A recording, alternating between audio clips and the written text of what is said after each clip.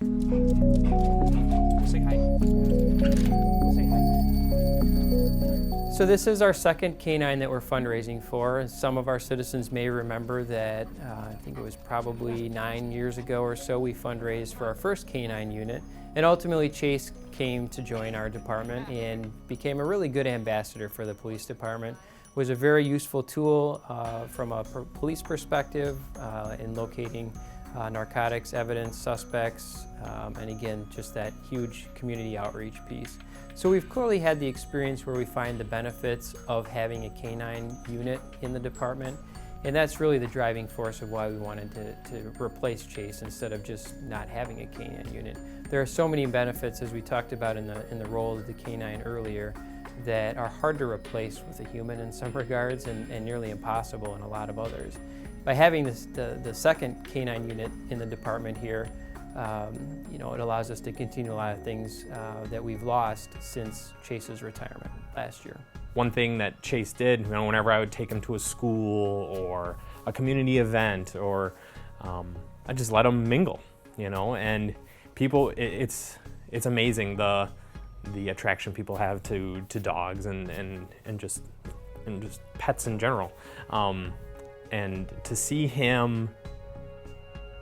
people's faces change versus just seeing me walking around, I'd maybe get a wave or, a hello, but to see people come up and want to talk to me and want to see Chase and learn about him, and then, it springs other conversations. You get to talking about other things, not even police related. I'm Officer John Parker with the City of Fitchburg. I've been an officer here for 7 years, and I have been recently selected to be our next canine handler.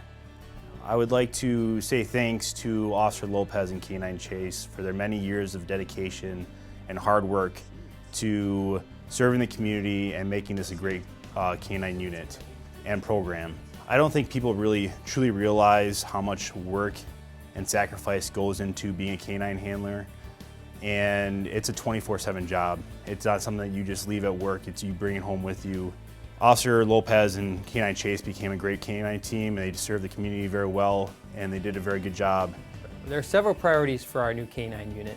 The first and foremost priority is community outreach and community relations. A dog can break down a whole lot of barriers that a police officer in a squad car may have a little bit more challenge overcoming.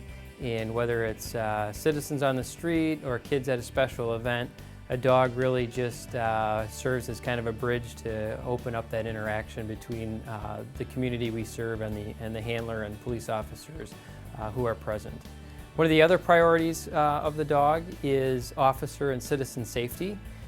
Obviously, you can put a dog into situations where you may not want to put a person into or an officer into, such as clearing of a building. We can put a dog into there, and that will reduce the risk or potential of injury to the police officer. And there may be situations where the presence of a dog actually serves as a measure of de-escalation and could gain compliance from a suspect or things like that, and obviously would lead to better safety for the suspect. We also can use a canine for tracking missing people, suspects that may run from us, and those sorts of things. Also, evidence location. Somebody may have dropped a piece of evidence along the path of fleeing from the police, or maybe there's some article that we're trying to locate, and in some situations a canine can be beneficial in locating those items. And finally, narcotics detection. That's obviously something that people are very familiar with, canines being used for in the police world, and that's something that our canine would be trained in as well. As with any program or initiative, the measure of success is always based upon the support of the community, and we've always been grateful to have very high levels of support from all of our community members, and we anticipate this fundraising effort to be no different.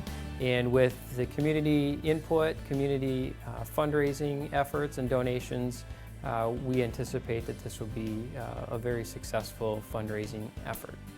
So there are several ways that you can donate to our Canine Fund. The first way you can do that is to visit the city website and navigate to the police section, and you'll find a link to the Canine fundraising page, and on that page there is a Donate Now button on the right-hand side that will take you to the city's online payment service, if you will, and do your donation that way.